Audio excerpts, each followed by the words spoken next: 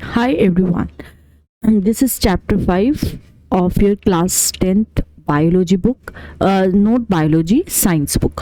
तो यहाँ से चैप्टर 5 से आपकी बायोलॉजी का जो पोर्शन है वो शुरू हो जाता है। एक्चुअली में क्लास 10 की जो बुक है उसमें केमिस्ट्री भी एक ही बुक में है, फिजिक्स भी और बायोलॉजी भी। ठीक है, तो जैसे लाइफ प्रोसेसेस, ये चैप्टर का जो एक टाइटल है उसी से आप अंदाज़ा लगा सकते हैं कि हम इस चैप्टर में क्या पढ़ने वाले हैं। चलिए हम शुरू करते हैं। How do we tell the difference between what is alive and what is not alive. देखिए, कहने का मतलब ये है कि हमें कैसे पता चलता है, कैसे हम ये डिफरेंशिएट करते हैं कि कोई चीज़ कैसे अलाइव है और कैसे वो अलाइव नहीं है। अगर हम एक डॉग को रन करता हुआ देखेंगे या फिर हम देखेंगे कि एक काऊ कट को च्यू कर रही है, या फिर एक मैन है जो लाउडली, बहुत ही लाउडली स्ट्रीट पे शाउट कर रहा है, वी नो दैट कि ये जो चीज़, ये जो बीइंग्स है वो लिविंग बीइंग्स है। क्या अगर काऊ या फिर डॉग या फिर मैन वो सो जाते हैं, राइट, या सोए हुए हैं, we would still think that they were alive. But how did we know that, कैसे हमें पता चला, कैसे पता चला? अरे भाई, उनको सांस आ रही है एंड सांस आने से हम ये अंदाज़ा लगा सकते हैं कि भाई ये जिंदा है। What about plants, how do we know that कि वो अलाइव हैं?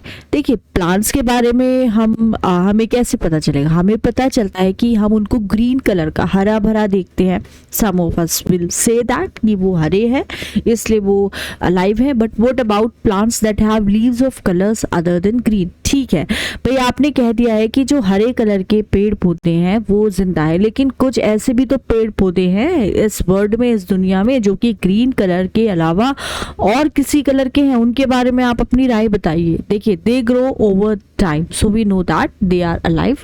सम will say that, in other words, we tend to think of some sort of movement, either growth related or not, as common evidence for being alive। कि हम यही जानते कि अगर उसमें किसी चीज़ में ग्रोथ हो रही है तो वो जो बीइंग है या वो ऑर्गेनिज्म है वो अलाइव है। बट प्लांट विजिबली हमें ग्रो करता हुआ नहीं दिखता है, लेकिन ये फिर भी स्टिल अलाइव है। और कुछ जो एनिमल्स है, they can breathe without visible movement. So using visible movement as the defining characters of life is not enough. आपने कह दिया कि ठीक है, पेड़ पौधे हमें मूवमेंट उसमें हमें नहीं दिखता है, विजिबली अपनी आंखों से हम नहीं देख सकते हैं, और ह्यूमन बीइंग में हम उस चीज़ को आंखों से देख पाते हैं। जैसे बेबीज होते हैं घर में, आप देखेंगे कि उनका बर्थडे सेलिब्रेट होता है। क्यों हर साल क्यों बर्थडे सेलिब्रेट होता है? बिकॉज हर साल वो ग्रो कर रही हैं, डेली हम में ग्रोथ होती है। मूवमेंट्स वेरी करते हैं ओवर वेरी स्मॉल स्केल, जो बहुत ही छोटे स्केल पे हो रहे हैं वो विजिबल होंगे हमारी नग्न आँखों में, राइट। जैसे कि मॉलिक्यूल्स मूव कर रही हैं। For example, is this invisible molecular movement necessary for life? अरे भाई, क्या ये जो molecular movement है वो ज़रूरी है लाइफ के लिए? अगर हम इस क्वेश्चन को एक प्रोफेशनल बायोलॉजिस्ट से पूछेंगे तो वो कहेंगे कि बिल्कुल ये बहुत इम्पोर्टेंट है, बहुत ज़रूरी है। इनफैक्ट वायरसेस जो है, जैसे वायरसेस आपने देखा होगा, देखिए कोविड का टाइम पे आपने देखा होगा कि कितनी पैंडेमिक ने कितने लोगों की जान ली थी। और वो वायरस जो हमें दिखाई भी नहीं दे रहा था, एक्चुअली में साइज में इतना छोटा था, उसने हम इतने बड़े बड़े लिविंग ऑर्गेनिज्म को, हम ह्यूमन को इतना इतनी डेथ उसने कॉज की। डेथ का स्केल इतना ज़्यादा था। वायरसेस हैं, हमें दिखते भी नहीं हैं और हम मॉलिक्यूलर मूवमेंट भी नहीं शो करते until they infect some cell. Viruses हैं, वायरसेस का ये कहने का मतलब है कि अगर वायरसेस बॉडी से बाहर हैं, ठीक है, जिसको वो इन्फेक्ट करते, हॉस्ट की बॉडी से बाहर हैं, तो वो अलाइव है, सॉरी वो अलाइव नहीं है। और अगर वो होस्ट की बॉडी के अंदर है, इन्फेक्शन अगर है, तभी हम उनको जिंदा देख सकते हैं। And that is partly why यहाँ पे कंट्रोवर्सी हमेशा बनी रहती है about whether they are truly alive और not. Why are molecular movements needed for life? ये क्वेश्चन भी आपके जहन में आया होगा, आपके माइंड में आया होगा कि मॉलिक्यूलर मूवमेंट्स क्यों ज़रूरी होता है ज़िंदगी के लिए। We have seen in earlier classes that के जो living organisms है well organized structures हैं वो they can have tissues के पास cells होती हैं and cells के अंदर और भी आपको छोटे छोटे components देखने को मिलेंगे and so on. Because of the effect of the environment, this is organized order nature of living structures is very likely to keep breaking down over time. तो यहाँ पे क्या होता है कि organized structure आपको देखने को मिलेगा. Living organism बहुत ही एक ऑर्गेनाइज्ड वे में बनाए गए हैं. नेचर ने हमें ऐसे बनाया है कि आपको बहुत ही हर चीज़ सिस्टमैटिकली ऑर्गेनाइज दिखेगी, लेकिन क्या होता है एनवायरनमेंट के इफेक्ट से ये जो ऑर्गेनाइज्ड जो प्राणी है यहाँ पे भी अंदर इसके क्या होता रहता है कि स्ट्रक्चर जो है that is very likely to keep breaking down over time. If order breaks down organism वहाँ पे जिंदा नहीं होगा. सो लिविंग क्रिएचर्स को क्या करना है, they must keep repairing and maintaining their structures. Since ये जो सारे स्ट्रक्चर्स है ये मॉलिक्यूल के ही बने होते हैं, they must move molecules around all the time. What are the maintenance processes in living organisms? देखिए maintenance processes होते हैं. अब आपके जहन में एक सवाल आया होगा कि अगर ज़िंदा रहने के लिए मॉलिक्यूल्स को मूवमेंट करना ज़रूरी है तो हम जब हमें ये चीज़ पता है तो हम फिर भी क्यों मर जाते हैं, हम क्यों नहीं इन मॉलिक्यूल्स को रोक पाते ताकि हम अमर हो जाए, right. So that is not possible. हो सकता है फ्यूचर में ऐसा पॉसिबल हो बट अभी तो ये चीज़ पॉसिबल नहीं है. देखिए लाइफ प्रोसेसेस क्या होती हैं, मेंटेनेंस फंक्शन होता है लिविंग ऑर्गेनिजम्स का, उसको हमेशा चालू रहना चाहिए इवन अगर वो कुछ भी काम नहीं कर रहे हैं. इवन जब हम सिर्फ बैठे हैं कुछ नहीं कर रहे, क्लास में हम सो रहे हैं, ये जो मेंटेनेंस जॉब है इसको ही इसको हमेशा चालू होना चाहिए. सिंस ये जो मेंटेनेंस प्रोसेसेस है ये क्या करती है, प्रिवेंट करती है डैमेज को और इसको ब्रेक डाउन को. Energy is needed for them. Energy कहाँ से आती है, हमारी बॉडी के बाहर से, जो इंडिविजुअल ऑर्गेनिज्म है उसकी बॉडी से बाहर से.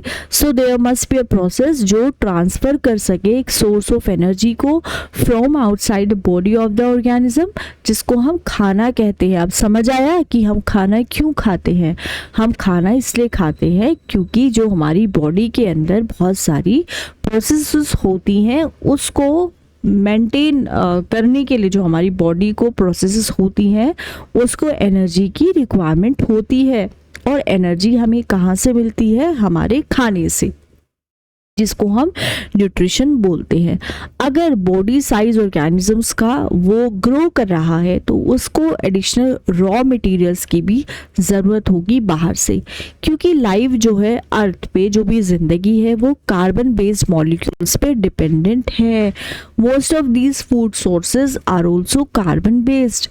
Depending on the complexity of these carbon sources, different organisms can then use different kinds of nutritional processes. Outside sources of energy could be quite varied. Since the environment is not under the control of the individual organism, these sources of energy therefore need to be broken down or built up in the body and must be finally converted to a uniform source of energy, जिसको हम बहुत सारे molecular movements के लिए क्या कर सकते हैं, यूज़ कर सकते हैं. So as well as to the kind of molecules body को ज़रूरत पड़ती है ग्रो करने के लिए. इसके लिए बहुत सारे केमिकल रिएक्शंस होते हैं बॉडी में, वो बहुत ज़रूरी है, जैसे कि ऑक्सीडाइजिंग रिड्यूसिंग रिएक्शंस है, कुछ मोस्ट कॉमन केमिकल मीन्स है जो कि क्या करते हैं, मॉलिक्यूल्स को ब्रेक डाउन करते हैं. फॉर दिस बहुत सारे जो ऑर्गेनिजम्स है वो यूज़ करते हैं ऑक्सीजन को जो हमें बाहर से मिलता है, बॉडी के बाहर से. The process of acquiring oxygen from outside body and to use it in the process of breakdown of food source for cellular needs, इसको ही हम respiration बोलते हैं. जैसे कि आप अभी हैं, आप सांस ले रहे हैं, सांस आपके अंदर जा रहा है और ये जो सांस है इसमें ऑक्सीजन है, और ऑक्सीजन क्या कर रही है, जो आपने खाना खाया है उसको ब्रेक डाउन कर रही है, क्योंकि ये जो हमारी सेल है, सेल तक तो इतने लार्ज साइज का जो मॉलिक्यूल है वो नहीं जा सकता, राइट। तो उसको उसी साइज में कर खाने को तोड़ रही है और भी छोटे छोटे सिंपलर मॉलिक्यूल्स में, ताकि हमारी जो सेल है उसको क्या कर सके, वो उसको यूटिलाइज कर सके। जैसे कि वो ऑर्गेनिज्म जो सिर्फ एक सेल के बने होते हैं, उनके पास कोई भी स्पेसिफिक ऑर्गन्स नहीं होता है, ना ही फूड को एक्सचेंज करने के, फूड को लेने के लिए, ना ही गैसेस को एक्सचेंज करके उनको रिमूव करने के लिए जो वेस्टेज होते हैं बाय द बॉडी, बिकॉज उनका जो एंटायर सरफेस है ऑर्गेनिज्म का वो एनवायरनमेंट के साथ ही कांटेक्ट में होता है। लेकिन क्या होता है, जब बॉडी साइज ऑर्गेनिज्म का इंक्रीज करता है एंड जो बॉडी डिज़ाइन है वो बहुत ज़्यादा कॉम्प्लेक्स बन जाता है। देखिए मल्टी सेल्यूलर ऑर्गेनिज्म में क्या होता है, सारे जो सेल्स हैं वो डायरेक्ट कॉन्टैक्ट में नहीं होते हैं अपने सराउंडिंग एनवायरनमेंट के साथ। इस वजह से सिंपल डिफ्यूजन उनकी जो रिक्वायरमेंट है सेल्स की उसको मीट नहीं करेगा। हमने देखा है प्रीवियसली कि कैसे multi cellular organism various body parts have specialized in the functions they perform. We are familiar with the idea of these specialized tissues and their organization in the body of the organism. So it is therefore not surprising that कि जो uptake है food का, oxygen का, will also be the function of specialized tissues. However, this poses a problem. Since food and oxygen are now taken up at one place in the body of the organism, जबकि all parts of the body need them. This situation creates a need for a transportation system for carrying food and oxygen from one place to another in the body. जब एक chemical reaction use करता है carbon source को और oxygen को energy generation के लिए, सो यहाँ पे कुछ बाई प्रोडक्ट्स भी बनते हैं that are not only useless for the cells of the body but हमारी बॉडी के लिए वो हार्मफुल भी हो सकते हैं। ये जो वेस्टेज होते हैं by products are therefore needed to be removed from the body and discarded outside, जिसको हम एक्सक्रीशन की प्रोसेस भी बोलते हैं। अगेन अगर जो बेसिक रूल है बॉडी डिज़ाइन का इन मल्टी सेल्यूलर ऑर्गेनिज्म उसको फॉलो करें, तो यहाँ पे स्पेशलाइज्ड टिश्यू है जो एक्सक्रीशन के लिए होते हैं, विच मीन्स दैट कि जो ट्रांसपोर्टेशन सिस्टम है उसको ट्रांसपोर्ट करना है वेस्ट को, कहाँ से, सेल से लेके एक्सक्रीटरी टिश्यूज तक। सो हम कंसिडर करेंगे बहुत सारी प्रोसेसेस को, so essential to maintain life one by one. अब देखिए पहला जैसे क्वेश्चन है, why is diffusion insufficient to meet the oxygen requirement of multicellular organisms like human. हमने ये पढ़ा था कि जो डिफ्यूजन है, डिफ्यूजन इसलिए ज़रूरी नहीं है सिंपल डिफ्यूजन, क्योंकि जो मल्टी सेल्यूलर ऑर्गेनिज्म है उनका जो बॉडी डिज़ाइन है वो बहुत ही कॉम्प्लेक्स होता है, राइट। सारी की सारी जो सेल है जहाँ पे इस ऑक्सीजन को पहुँचना है वो डायरेक्ट कॉन्टैक्ट में नहीं होते हैं एनवायरनमेंट के, इस वजह से सिंपल डिफ्यूजन यहाँ पे काम नहीं करेगा। क्या क्राइटेरिया आप यूज़ करोगे डिसाइड करने के लिए वेदर समथिंग इज़ अलाइव? देखिए बहुत सारी है कि अगर बॉडी एक्सक्रीशन परफॉर्म कर रही है, रेस्पिरेशन कर रही है, राइट, एंड डाइजेशन कर रही है एटसेट्रा, जो हमने देखा था, तो यहाँ पे हम कह सकते हैं कि बॉडी अलाइव है अगर वो लाइफ प्रोसेसेस को शो कर रही है। What are outside raw materials used for by an organism? हम जैसे कि हम ह्यूमन बींग्स की बात करें तो आउटसाइड रॉ मटेरियल्स जैसे कि ऑक्सीजन है, पानी है, right. So what processes would you consider essential for maintaining life? यही प्रोसेसेस जो हमने डिस्कस किए हैं पहले, excretion, digestion, respiration, right, etcetera. अब आती है बात न्यूट्रिशन की। देखिए जब हम वॉक करते हैं या फिर एक बाईसाइकिल को राइड करते हैं, we are using up energy even when we are not doing any apparent activity. Energy की ज़रूरत होती है मेंटेन करने के लिए a state of order in our body. We also need materials from outside in order to grow, develop synthesise protein and other substances जो body में नहीं है हमारी. So this source of energy and materials is the food we eat. Nutrition वही होता है, वो raw materials होता है जिसकी हमें जरूरत पड़ती है, राइट जिसकी हमें क्या पड़ती है, जरूरत पड़ती है. जैसे कि प्रोटीन हम बनाते हैं. So how do living things get their food. कैसे अपना खाना लेते हैं. General question. जनरल रिक्वायरमेंट जो है for energy and materials is common in all organism, but इसको डिफरेंट वेज में फुलफिल किया जाता है. कुछ ऑर्गेनिजम्स की अगर हम बात करें तो वो सिंपल फूड मटेरियल्स ऑब्टेन करते हैं इन ऑर्गेनिक सोर्सेस से in the form of carbon dioxide and water, right. So अगर हम बात करें इनऑर्गेनिक होता क्या है, तो बच्चों अगर हम बात करें इनऑर्गेनिक की, इनऑर्गेनिक जो सब्सटेंसेस होते हैं वो होते हैं जहां कार्बन का कंटेंट बहुत कम हो या फिर ना के बराबर. ठीक है, ये जो ऑर्गेनिज्म है इनको हम ऑटोट्रॉफ्स बोलते हैं.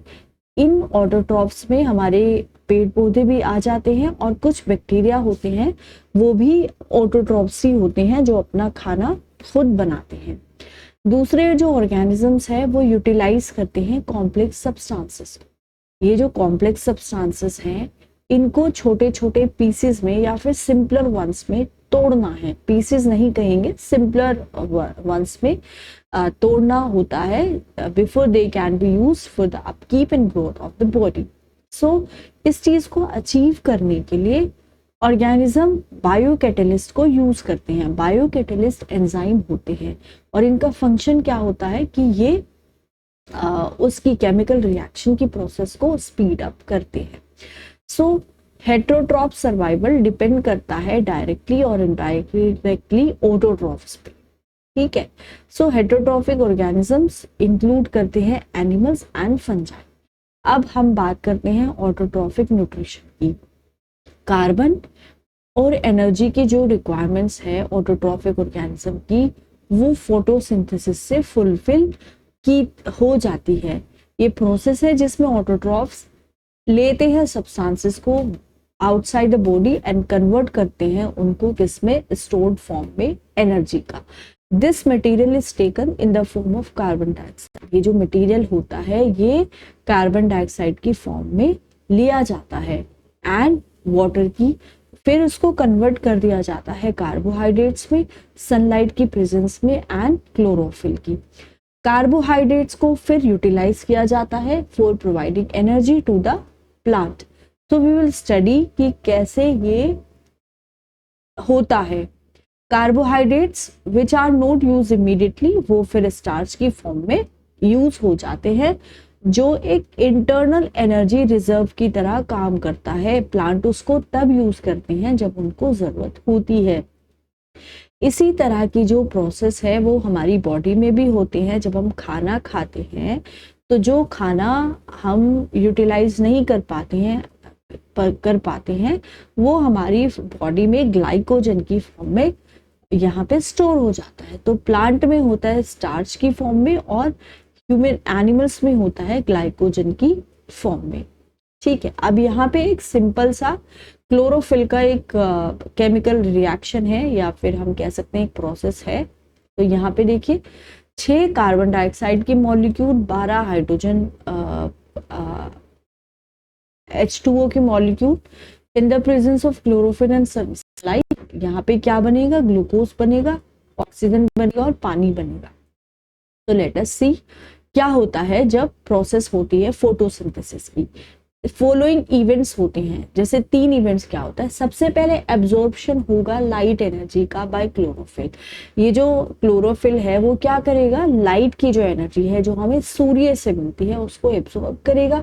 फिर क्या होगा, कन्वर्जन होगा लाइट एनर्जी का केमिकल एनर्जी में. ये जो लाइट एनर्जी है केमिकल एनर्जी में कन्वर्ट हो जाएगी. उसके बाद क्या होगा, वाटर मॉलिक्यूल्स वो टूट जाएंगे, स्प्लिट होगा उनका.